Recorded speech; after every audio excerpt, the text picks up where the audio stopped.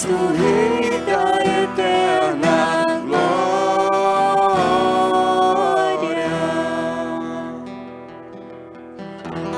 Numa nuvem resplendente fez-se ouvir a voz do Pai. Eis meu filho muito amado, escutai-o todos vós. Ora vós, ó Cristo, Rei da eterna glória.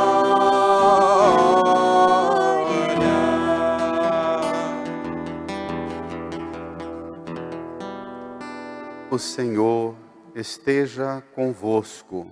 Ele está no meio de nós. Proclamação do Evangelho de Jesus Cristo, segundo Marcos. Glória a vós, Senhor. Naquele tempo, Jesus tomou consigo Pedro, Tiago e João e os levou sozinhos a um lugar à parte, sobre uma alta montanha. E transfigurou-se diante deles. Suas roupas ficaram brilhantes e tão brancas como nenhuma lavadeira sobre a terra poderia alvejar. Apareceram-lhe Elias e Moisés, e estavam conversando com Jesus. Então, Pedro tomou a palavra e disse a Jesus: Mestre, é bom ficarmos aqui. Vamos fazer 3 tendas, uma para ti, outra para Moisés e outra para Elias. Pedro não sabia o que dizer, pois estavam todos com muito medo. Então, desceu uma nuvem e os encobriu com sua sombra, e da nuvem saiu uma voz: Este é o meu filho amado, escutai o que ele diz. E, de repente, olhando em volta, não viram mais ninguém, a não ser somente Jesus com eles. Ao descerem da montanha, Jesus ordenou que não contassem a ninguém o que tinham visto, até que o Filho do Homem tivesse ressuscitado dos mortos. Eles observaram essa ordem, mas comentavam entre si o que queria dizer ressuscitar dos mortos. Palavra da salvação. Glória a vós, Senhor.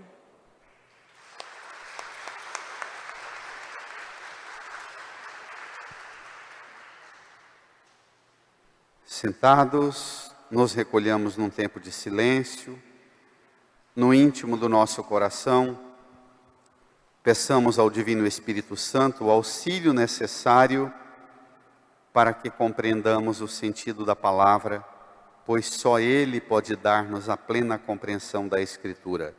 Rezemos.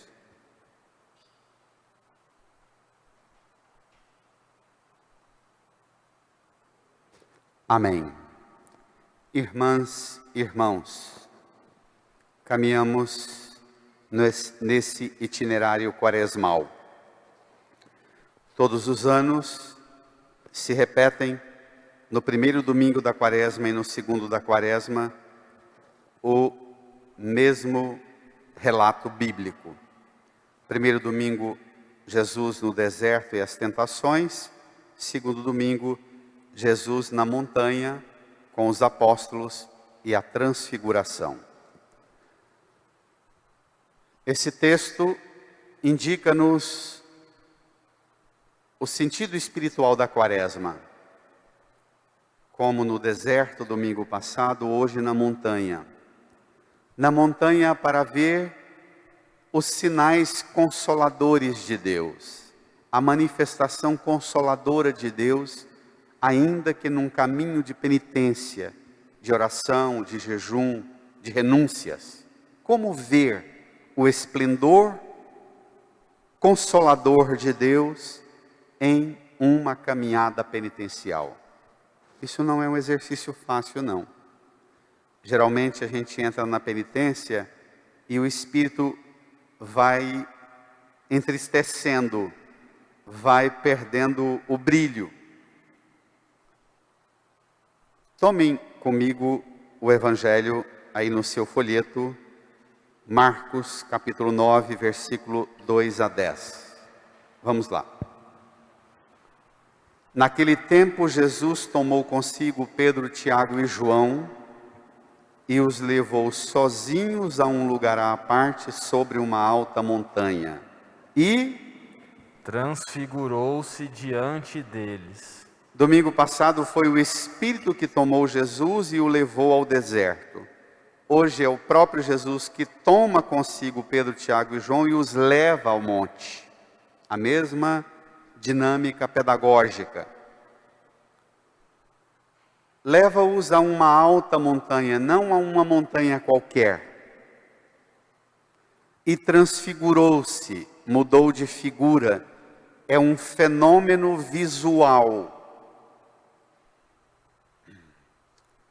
É uma manifestação de Deus que impacta pela visão, mas que tem um papel pedagógico importante. Aguçar e ativar os sentidos do nosso corpo, da nossa comunicação. Porque aqui tem um problema grave. A gente precisa fazer uma pergunta sempre. Esta cena, Jesus tomando consigo só 3 dos apóstolos, cadê os outros? Por que não estão juntos? O que tinha acontecido que de repente Jesus tem o capricho de pegar somente os 13 e levá-los a uma alta montanha? Que clima, que ambiente estava a convivência de Jesus com os apóstolos? Até recomendaria para você, irmã, irmão, chegando em casa ainda antes de dormir, pegue o Evangelho de Marcos e suba o olhar. Nós estamos aqui no versículo 2 do capítulo 9. Suba o seu olhar no finalzinho do capítulo 8. A cena imediatamente anterior a esta é uma cena que causou um desconforto tremendo na vida e na relação dos discípulos com Jesus.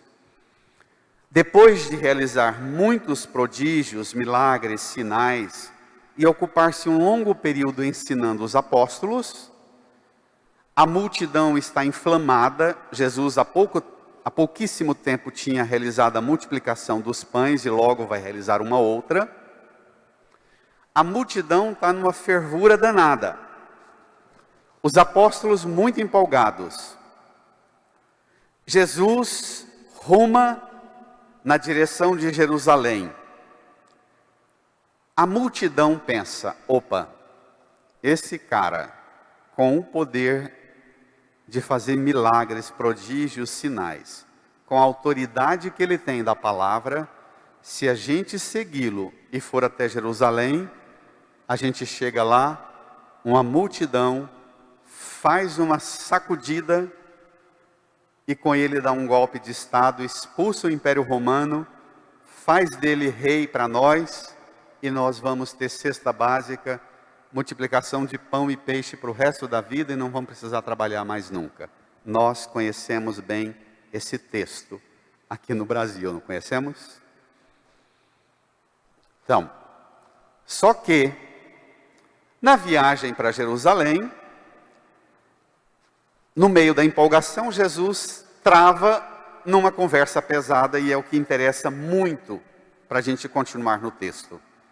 Jesus volta-se para os discípulos e diz, atenção, vocês estão me seguindo com entusiasmo, chegando em Jerusalém, eu vou ser rejeitado, vou ser perseguido, vou ser morto na cruz, fiquem tranquilos, no 3º dia eu vou ressuscitar e vamos passar por isso.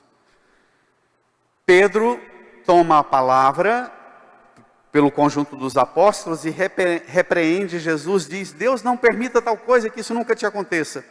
E Jesus repreende Pedro e diz, vai para longe de mim, Satanás. Eu te chamei para ser pedra na construção e você está se tornando pedra de tropeço. E depois, Jesus dirige uma fala ao conjunto dos discípulos e para a multidão, dizendo: atenção! Quem quiser me seguir, renuncie a si mesmo, tome sua cruz e me siga. Pois quem quiser salvar a sua vida vai perdê-la, e quem perder a sua vida por causa de mim, esse a ganhará. Então, o clima é esse. Jesus deu uma bronca tremenda em Pedro, o mal-estar está instalado, o desconforto com o tema da cruz. Os evangelistas todos, mas especialmente Marcos, gosta de repetir o quanto causa desconforto e escândalo ao coração dos discípulos que ouvem Jesus falar disso aqui. A cruz é um tema desconfortante, ainda que esse tema venha acompanhado de ressurreição, mas a cruz é um tema que desinstala a gente. Então, é nesse clima e é nesse ambiente que Jesus para a viagem, diz para o resto dos discípulos: cuida da multidão, fica aí no pé da serra, vem cá vocês três, que são os primeiros que ele chamou, embora ali, para vocês darem uma respirada, para eu dar um dedinho de prosa com vocês. Vamos lá? Então, toma, leva sozinho um lugar à parte, uma alta montanha, e transfigura-se diante deles. O fenômeno é visual, porque lá embaixo o fenômeno desconfortante era o da escuta, mas é ver para mudar o ouvir. Vamos lá? Versículo 3, juntos. Suas roupas ficaram brilhantes e tão brancas como nenhuma lavadeira sobre a terra poderia alvejar. 4. Apareceram-lhe Elias e Moisés, e estavam conversando com Jesus. Todos fenômenos no campo visual. Apareceram Moisés e Elias, as roupas ficaram brancas como nenhuma lavadeira, tudo associado à ideia da visão. Mas de repente, nesta visão, aparece a conversa de Jesus com Moisés e Elias. Moisés e Elias eram um tipo popular do povo dar um apelido à Bíblia. O Antigo Testamento era dividido na linguagem popular, até hoje no meio judaico, chama-se o Antigo Testamento de o livro da lei e dos profetas. É assim. Então, Moisés e Elias é o mesmo que dizer que Jesus estava conversando com a lei e os profetas, com a palavra de Deus. Em meio a um fenômeno de transfiguração. Moisés e Elias, Moisés representa o fundador do povo da aliança pela palavra. Nós vimos a primeira leitura, Abraão, o pai da fé que funda pela escuta, mas uma escuta sem livro, sem palavra organizada. Moisés inaugura a condução do povo a partir das tábuas da lei. E Elias representa a mais forte e dura de todas as autoridades proféticas do Antigo Testamento, tão severo e tão duro, que quando João Batista começou a pregar, eles pensavam: é Elias que voltou, porque é o máximo da autoridade profética do Antigo Testamento. Jesus conversa com eles. É o mesmo que dizer que na veste branca de Jesus, símbolo da ressurreição, a palavra de Deus é carimbada, testificada. Pronto, Moisés e Elias, na veste transfigurada, branca como nenhuma lavadeira pudesse alvejar, pronto, está carimbado. O que Jesus tem falado a vocês é digno de fé. Acreditem, continuem. Só que tem um problema. os discípulos veem, mas não têm muita cultura de escuta. Vamos ver? Versículo 5. Então Pedro tomou a palavra e disse a Jesus: Brada, Mestre, é bom ficarmos aqui. Vamos fazer 3 tendas, uma para ti, outra para Moisés e outra para Elias. versículo 6. Pedro Não sabia o que dizer, pois estavam todos com muito medo. Espere lá.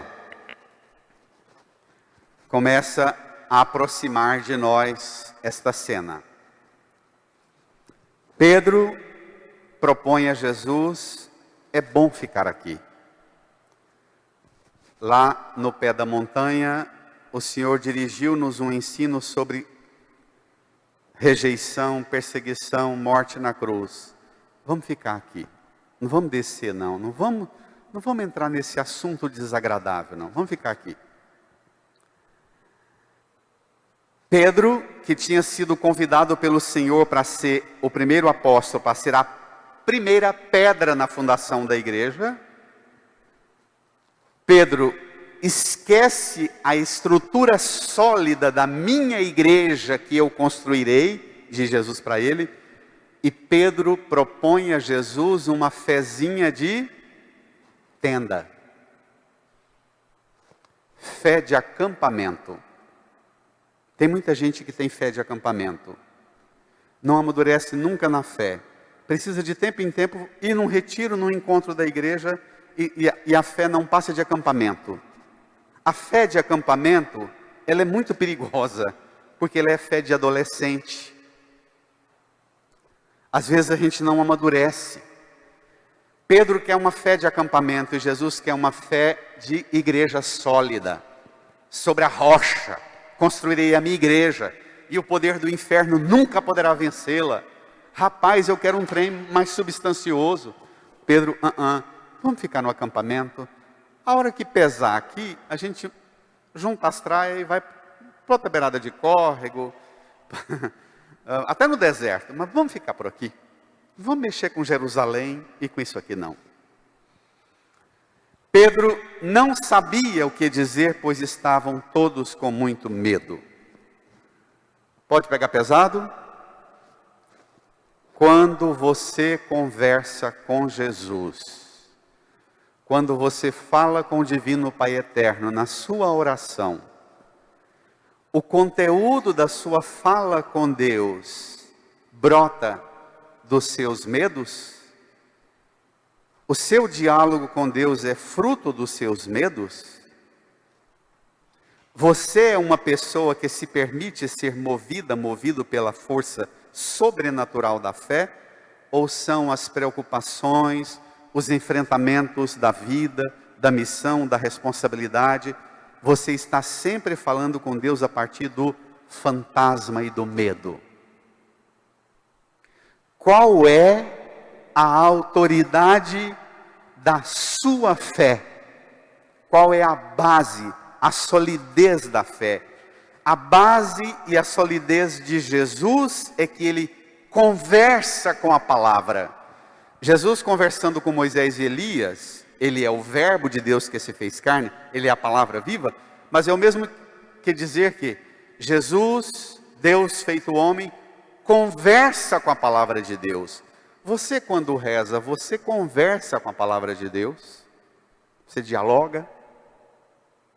Ou você é alguém que não escuta, que é sempre movido por medo, por preocupação, por medo, por insegurança, por assombro?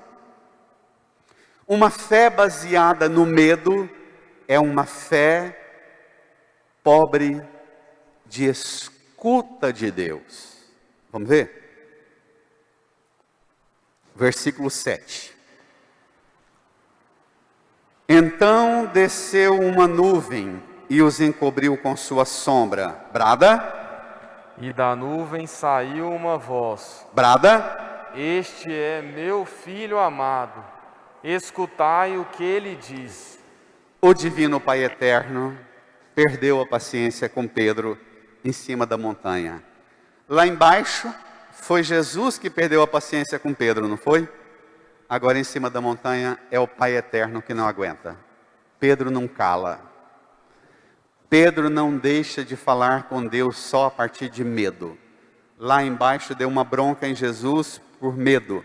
Aqui em cima da montanha recebe uma bronca do Divino Pai Eterno, porque só fala movido pelo medo. Não tem fenômeno sobrenatural, não tem transfiguração que impacta, que move, que marca, que abre a visão de Pedro. Quando você reza, o Divino Pai Eterno tem vontade também de dizer a você: cala! Cala! Psh, escuta! Como você imagina o Divino Pai Eterno assistindo o seu diálogo com Jesus? O Divino Pai Eterno, sua presença simbolizado na teofania da nuvem, que cobre com a sua sombra, e da nuvem vem uma voz que diz: este é meu filho amado, escuta o que ele diz. Na oração inicial da missa de hoje, diz assim: ó Deus, que nos mandastes ouvir o vosso Filho amado, alimentai nosso espírito com a vossa palavra, para que, purificado o olhar de nossa fé, nos alegremos com a visão da vossa glória. A gente escuta a palavra para purificar o olhar da fé. A função de ler a palavra, de escutar a pregação é purificar o olhar da fé, limpar aquilo que faz a gente enxergar confusamente, estranhamente, os propósitos e a direção de Deus. A função da escuta, eu tenho repetido isso desde quando Jesus começou a ensinar, lembra? Ele ensinava como quem tem autoridade, não como os mestres da lei. E eu falava que nós temos uma dificuldade com o ensino, porque temos dificuldade de escuta e temos dificuldade de obediência na escuta.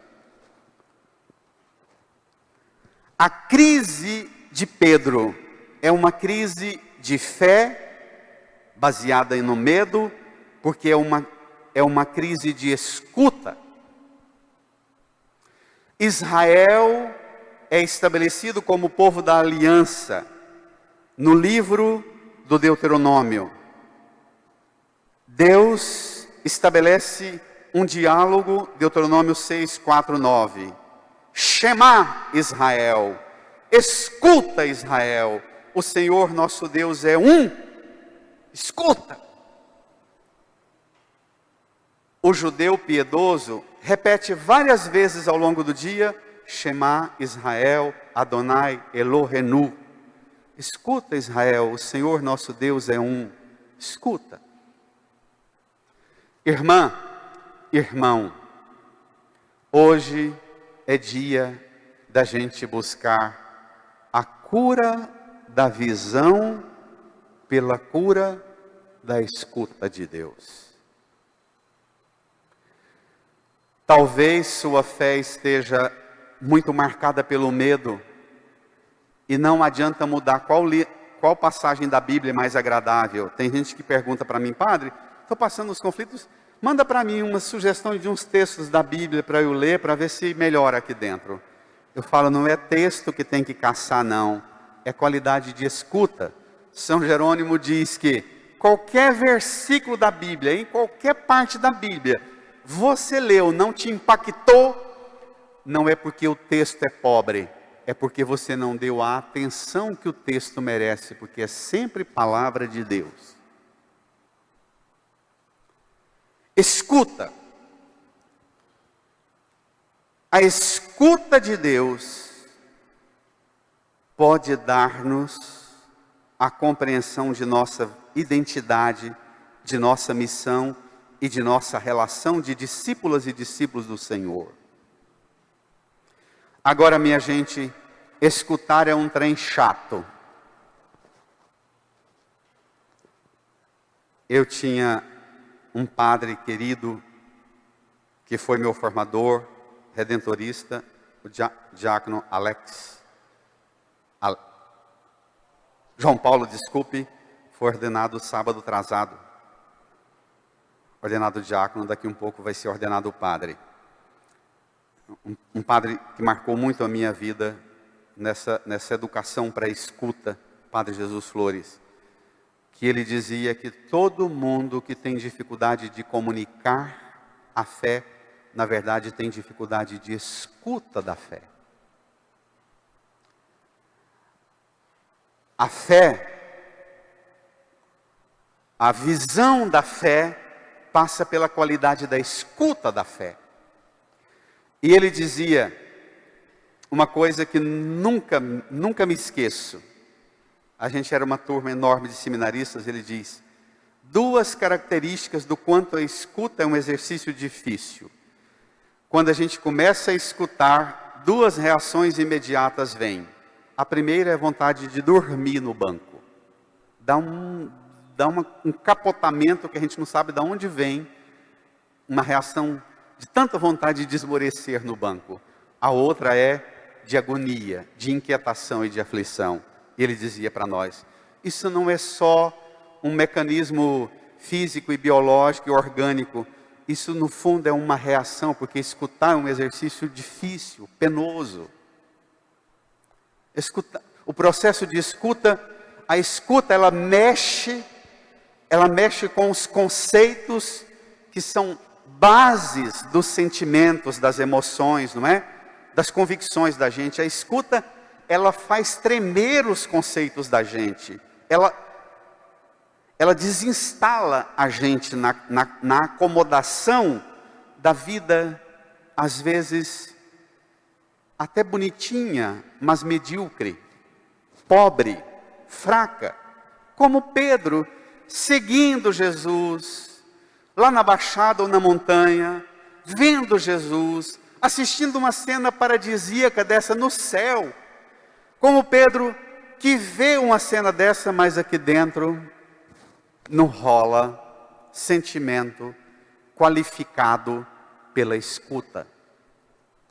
Uma pergunta pavorosa. Os seus conceitos, os seus sentimentos, as suas convicções de fé, a sua oração dirigida a Deus, tem uma qualificada escuta que forma e molda você? Olha o desfecho. Versículo, quando o Divino Pai Eterno perde a paciência e fala para Pedro: escuta, Pedro. Versículo 8, vamos? E, olhando em volta, não viram mais ninguém, a não ser somente Jesus com eles. Ao descerem da montanha, Jesus ordenou que não contassem a ninguém o que tinham visto, até que o Filho do Homem tivesse ressuscitado dos mortos. Continua, eles observaram essa ordem, mas comentavam entre si o que queria dizer ressuscitar dos mortos. Moral da história: continuamos seguindo Jesus, mas sem entender o tema central da fé. Tira o tema da ressurreição da Sagrada Escritura e ela perde completamente o impacto de novidade dela. Tira o tema da ressurreição dos mortos, que você não vai entender nada da cruz, do sofrimento, do sangue de Jesus. Tira o tema da ressurreição, que você não vai entender nada da sua vida e da sua missão. O salmo de hoje tem uma frase muito forte que diz assim: guardei a minha fé mesmo dizendo, é demais o sofrimento em minha vida. Geralmente a gente nós rezamos o contrário do salmista. A gente diz: joguei a minha fé fora quando comecei a dizer, é demais o sofrimento em minha vida. O salmista reza diferente de nós: guardei a minha fé mesmo dizendo, é demais o sofrimento em minha vida. Mas quanto maior a provação, mais qualificada escuta e mais eu guardo a fé. E empenho-me na escuta que molda e forma a visão da minha fé. Ai, ai. Não é simples não, né? Não é simples de jeito nenhum. Abraão tinha uma fé moldada igual a de todo mundo. Abraão repetia um gesto e um rito, pegando o filho único Isaque e fazendo o que todo mundo na região dele fazia. Vieram as dificuldades, sobe a montanha, pega o seu bebê, seu filho, sacrifica ele em cima de uma fogueira lá e oferece para os deuses que a bênção vem. Abraão é o homem que sobe a montanha e na montanha prepara tudo igual todos os povos faziam, até os índios aqui, os maias e os astecas, os sacrifícios humanos. Abraão é o primeiro homem que tem uma experiência qualificada de escuta na montanha. Na montanha ele escuta Deus falando: não, Abraão, muda sua opinião sobre Deus. Eu não sou esse carrasco que pede para matar filho e queimar filho para aplacar a fúria e a minha ira. Não, Abraão. Abraão levantou o olho, viu um carneirinho engarranchado com o chifre no espinheiro lá, falou: vou oferecer isso aqui para Deus e meu filho eu cuido dele. Abraão é o primeiro a descer da montanha com o filho, e lá embaixo a aldeia inteira falou: vai vir desgraça para nós. Você não ofereceu seu filho. Esperaram 1 mês, 2 meses, 3 luas, um ciclo inteiro de lua, e o filho foi crescendo, e o povo começou a perguntar a Abraão: como é que você alimenta a sua fé assim, diferente do resto dos povos e das culturas?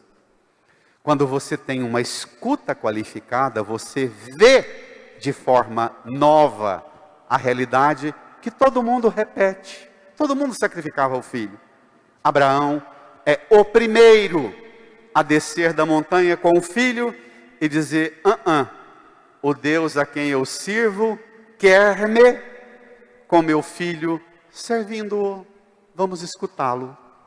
Por isso Deus chamou Abraão e ele disse: aqui estou. Os pregadores entusiasmados falam horrores de que Abraão ia matar o filho. A novidade de Abraão é exatamente que ele é o primeiro a descer da montanha sem matar o filho. Essa é a novidade de Abraão. E a sua novidade da fé qual é? Olhe para a cruz.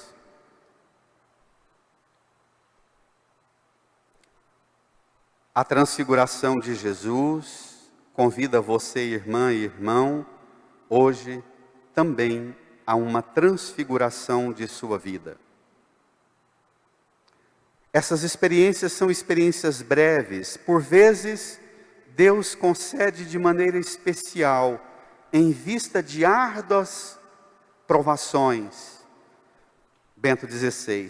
Porém, a ninguém é dado viver no monte, como Pedro queria, num acampamento debaixo de tenda. Enquanto você viver nessa terra, as experiências de alegria, de transfiguração, estarão sempre misturadas com as experiências de dificuldade e de provação. A existência humana, olhe para a cruz, é um caminho de fé, e como tal progride mais na penumbra do que na luz plena. Às vezes, o caminho de fé é perpassado por momentos longos de obscuridade e até de escuridão total. Enquanto estamos aqui embaixo, o nosso relacionamento com Deus realiza-se mais na escuta do que na visão. E a própria contemplação tem lugar, por assim dizer, às vezes mais de olhos fechados, quando você encontra dentro de você aquela graça, aquela luz interior acesa em você pela palavra de Deus que você escutou, dando atenção ao que Deus te fala. Acenda essa luz interior que a palavra de Deus hoje quer acender dentro de você. E enxergue com a visão da fé, mais do que dos olhos, a realidade nova que Deus quer te apresentar e te convidar a fazer parte dela. Incline a sua cabeça, feche os olhos, estabeleça um diálogo profundo com Jesus, peça dele a graça de curar tudo aquilo que impede você de uma escuta sadia e saudável, tudo aquilo que impede você de ser uma discípula, um discípulo da escuta.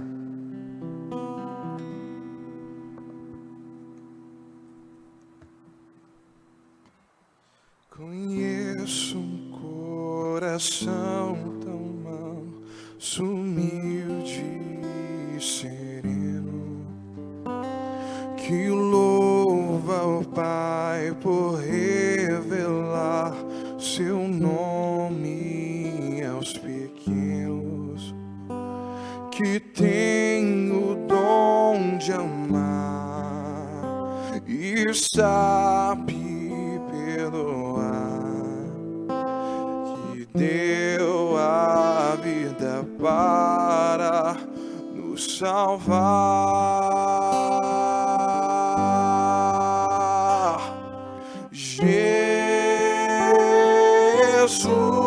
Jesus, manda teu Espírito para transformar meu coração.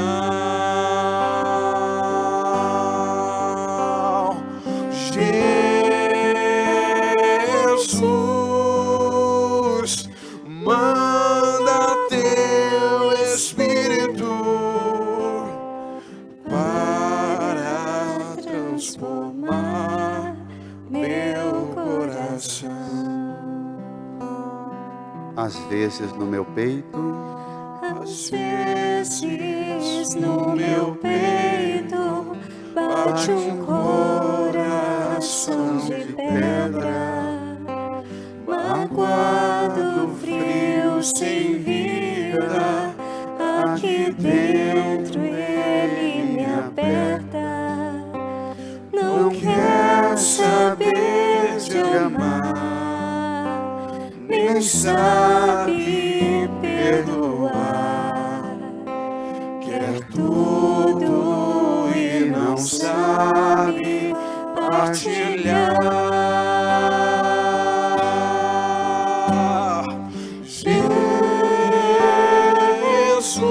Jesus, manda teu Espírito para transformar meu coração. fiquemos em pé.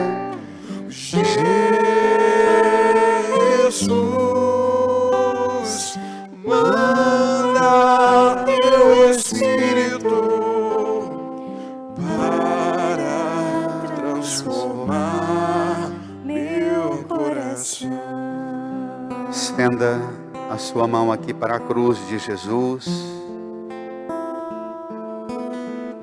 Reze comigo, Senhor Jesus, Senhor Jesus, Filho amado do Pai. Filho amado do Pai, Hoje o Pai Eterno Hoje o Pai Eterno mandou-nos mandou-nos te escutar. te escutar.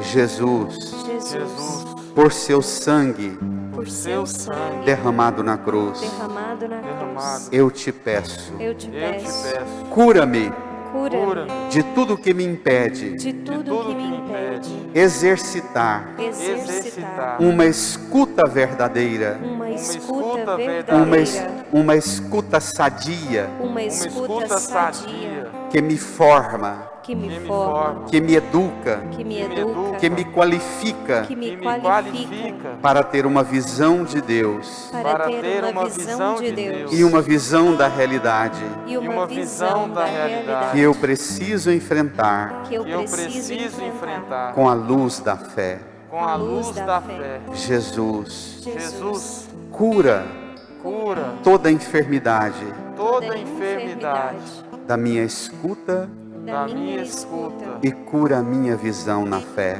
e cura a minha visão na fé. E faz-me descer a montanha e faz-me Faz-me descer a montanha com o vigor com com vigor vigor da sua ressurreição, da sua sua ressurreição, ressurreição que venceu tudo, que que venceu venceu tudo que vence tudo. que vence tudo. Amém. Amém.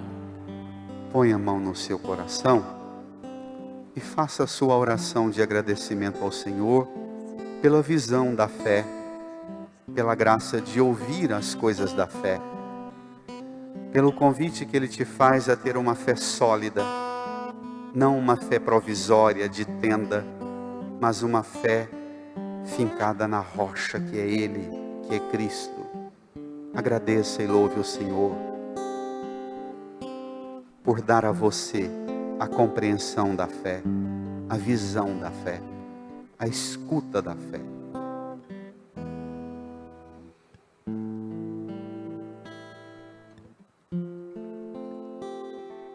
Amém.